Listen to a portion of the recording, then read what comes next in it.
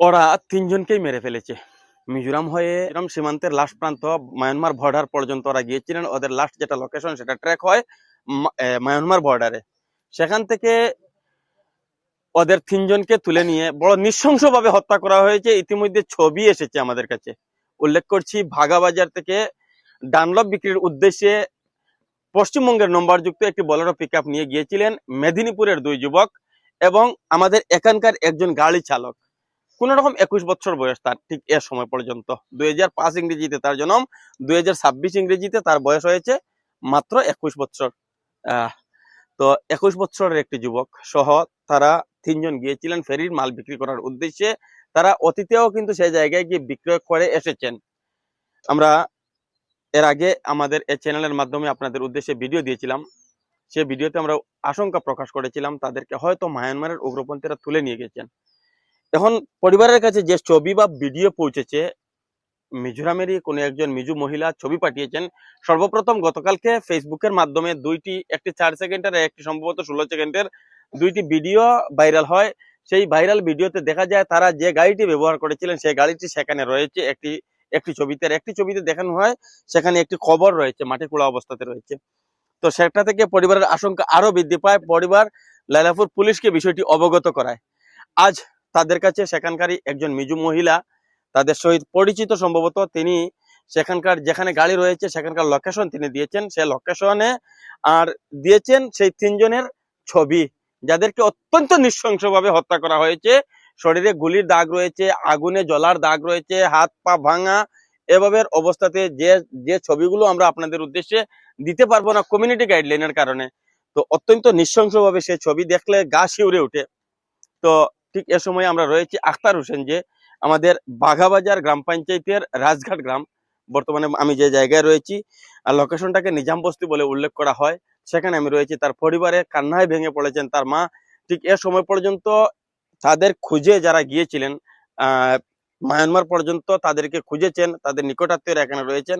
আমরা তাদের সহিত কথা বলছি, আমরা কথা বলবো, যদি সম্ভব হয় তার বাবার সহিত কথা বলার চেষ্টা করবো, তার মায়ের সহিত তাদের বক্তব্য আপনাদের উদ্দেশ্যে তুলে দেওয়ার চেষ্টা করছি। তারিখ করতে বাইরেছি বারেনি বাদে কলকাতার লোকে হে আরিছে কয় তারিখ?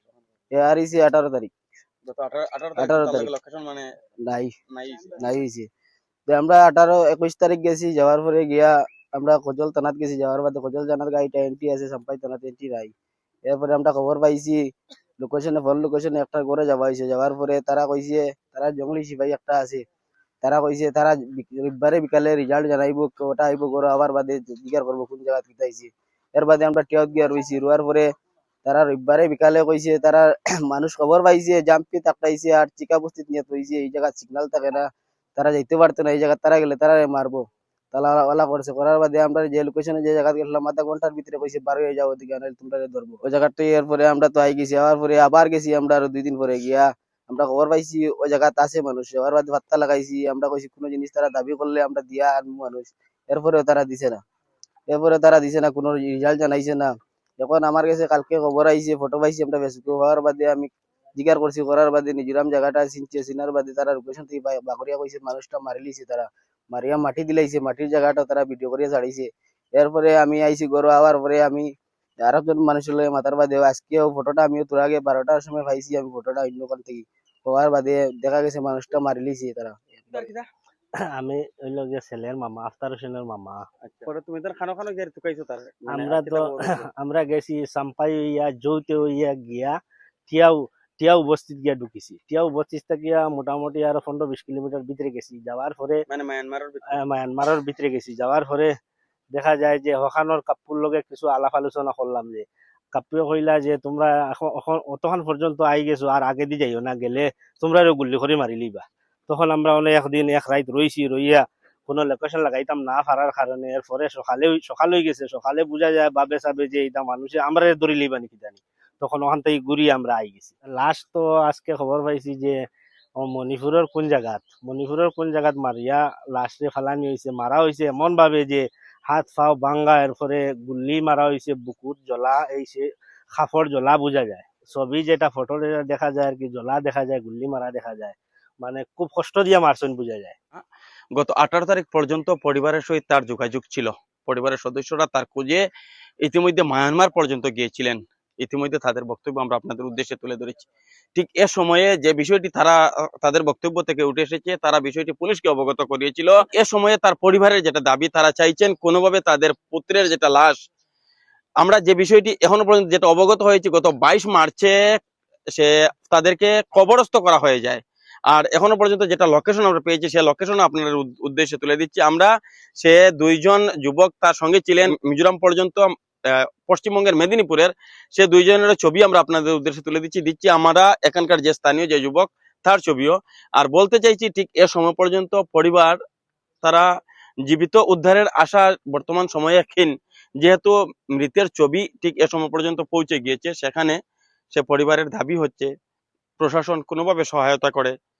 এটা আমাদের ভারতবর্ষের ভিতরেই মণিপুর রাজ্যের চুড়াচাঁদপুর জেলার একটি জায়গা। ঠিক এ সময় পর্যন্ত লোকেশন এখানকার স্থানীয় একজন মিজু মহিলা লোকেশন দিয়েছেন, যে জায়গায় গাড়িটি রয়েছে সে লোকেশন দিয়েছেন, যেখানে কবরস্থ করা হয়েছে সে তিনজনকে। পরিবারের দাবি হচ্ছে ঠিক এ সময় পর্যন্ত তারা আর বেঁচে নেই। সেটা সে যে ছবি এসেছে, যে ভিডিও এসেছে, তাদের সুস্পষ্ট তাদেরকে হত্যা করা হয়েছে, বড় নৃশংসভাবে হত্যা করা হয়েছে, যার ছবি আমরা আরেকবার উল্লেখ করছি, যার ছবি আমরা আপনাদের উদ্দেশ্যে তুলে ধরতে পারবো না এভাবে।